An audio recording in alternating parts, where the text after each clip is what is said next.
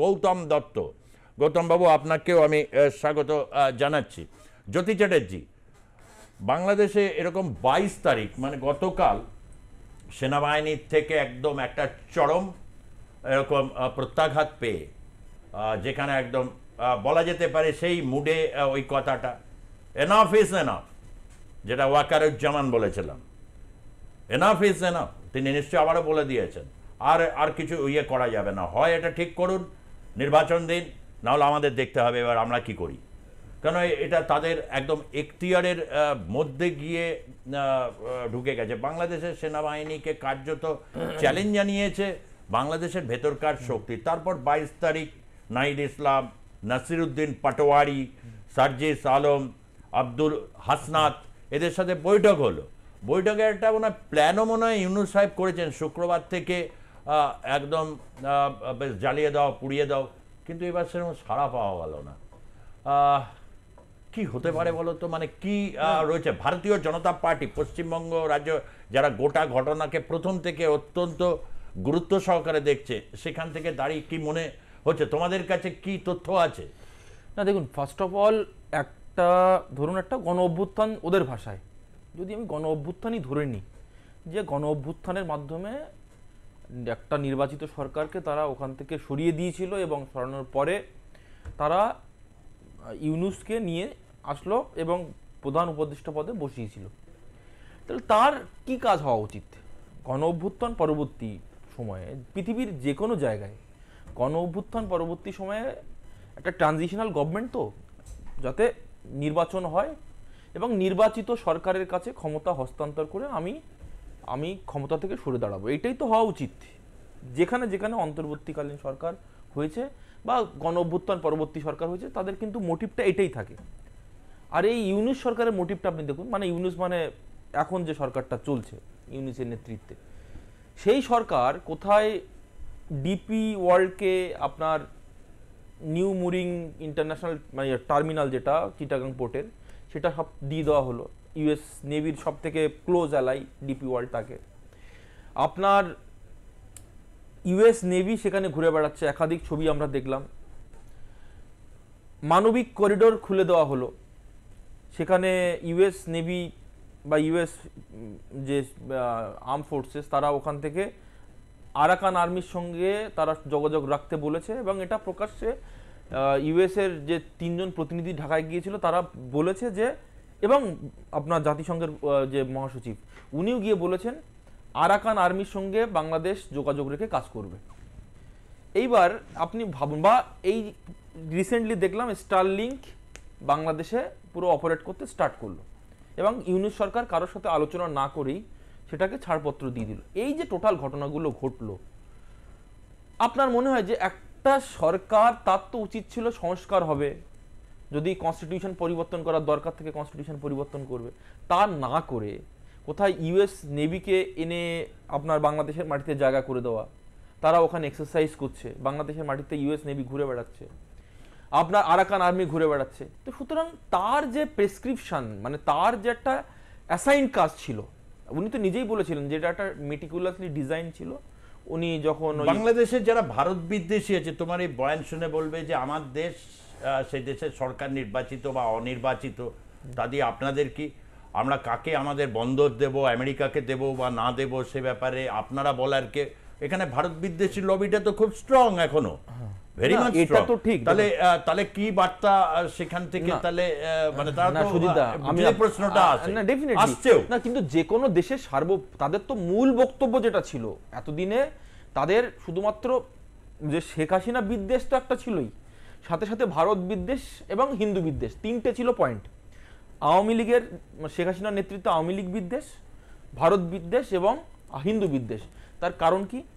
শেখ হাসিনা নাকি বাংলাদেশকে তুলে দিচ্ছে ভারতের হাতে, এটাই ছিল তো কনসেপ্ট। এবং ভারত যেহেতু হিন্দুদের মেজরিটি রাষ্ট্র, তো সুতরাং সেটাতেই তাদের প্রবলেম ছিল, এটাই তো মেন পয়েন্ট ছিল। এবার এই পয়েন্টের পরে দাঁড়িয়ে তাহলে এই কিছুদিন আগে তৌহিদ ইসলামকে যখন তাদের যে পররাষ্ট্র সচিব, তাকে যখন কোশ্চেন করা হলো যে শেখ হাসিনার নেতৃত্বে যতগুলো চুক্তি ভারতের সঙ্গে হয়েছিল সেই চুক্তিগুলোকে আপনারা বাতিল করবেন, উনি বলেছেন না। তখন সেই সাংবাদিক কোশ্চেন করে তাহলে যদি বাতিল না করেন তাহলে কি বাংলাদেশের স্বার্থের পরিপন্থী ছিল চুক্তিগুলো? উনি উত্তর দিয়েছেন না। তাহলে এতদিন যে ভারত ন্যারেটিভ, ভারত বিদ্বেষ করে চিৎকার করা হচ্ছিল দিল্লি না ঢাকা, দিল্লি না ঢাকা, তাহলে তো আপনাদের কে ঠিক, মানে আপনার পররাষ্ট্র উপদেষ্টা ঠিক নাকি আপনারা ঠিক? এটাকে ক্লারিফিকেশন করুন। আর দ্বিতীয় বিষয় হচ্ছে আপনাদের সার্বভৌমত্বর কোশ্চেন ছিল, সেখানে আরাকান আর্মি ওয়াটার ফেস্টিভ্যাল করছে আপনাদের ভূখণ্ডে, মূল ভূখণ্ডে 10 কিলোমিটার ভিতরে ঢুকে। আপনার ইউএস নেভি সেখানে এক্সারসাইজ করছে আপনার এই শিলখালি বলে একটা জায়গা আছে যেখান থেকে মানবিক করিডোর স্টার্ট হচ্ছে। এইবার আরাকান আর্মির সঙ্গে গিয়ে আপনারা সমঝোতা করার চেষ্টা করছেন। আরাকান আর্মি যারা রোহিঙ্গাদেরকে মেরেছিল, এবং আপনাদেরকে বলে দেওয়া হয়েছে যে আরসা, যেটা রোহিঙ্গা আরাকান স্যালভেশন আর্মি, তাদেরকে যেন মানে অপারেট করতে দেওয়া না হয়। সেখানে আবার দাঁড়িয়ে জামাত ইসলাম বলছে যে আরাকান আর্মি মানে আরসা, যেটা রোহিঙ্গা আরাকান স্যালভেশন আর্মি, তাদের সঙ্গে মিলে একটা মুসলিম কান্ট্রি গঠন করা হোক। এই যে সংঘাতগুলো তৈরি হচ্ছে, আপনি বলুন এই জায়গায় দাঁড়িয়ে যদি ওয়াকার বলে, মানে ওয়াকারুজ্জামান বাংলাদেশের যে আপনার সেনাপ্রধান, তিনি যদি বলেন যে সার্বভৌমত্বের পরে আঘাত আসছে, 1, 2 হচ্ছে নির্বাচন দরকার, উনি কিন্তু কোথাও বলেননি যে ইউনিশ সরকারের পদত্যাগ করার কথা। তাহলে পদত্যাগ করার কথা আসলো কোথা দিয়ে? বিগ কোয়েশ্চেন এই জায়গাটা থেকে। এবং উনি বিএনপির কোনো নেতার সঙ্গে দেখা করছেন না, ইভেন জামাতের সরকার তো বলা হয়, কিন্তু জামাতেরও কোনো নেতার সঙ্গে দেখা করছেন না। উনি দেখা করছেন কাদের সঙ্গে? এই ছাত্রদের সঙ্গে, যারা ওনাকে নাকি এসে বসিয়েছে। আপনি বলুন যে নাহিদ, আপনার সাথে আমার ভিতরে কোনো কথা হলো, আমাদের অনেক মিটিং হয়, গোপন মিটিং, সেই মিটিংয়ের কথা আমরা পার্টিকুলারলি একটা অংশ নিয়ে বাইরে মিডিয়াকে কখন দেবো? যখন আমার কাছে ইনস্ট্রাকশন থাকবে যে এই অংশটুকুই বলতে হবে।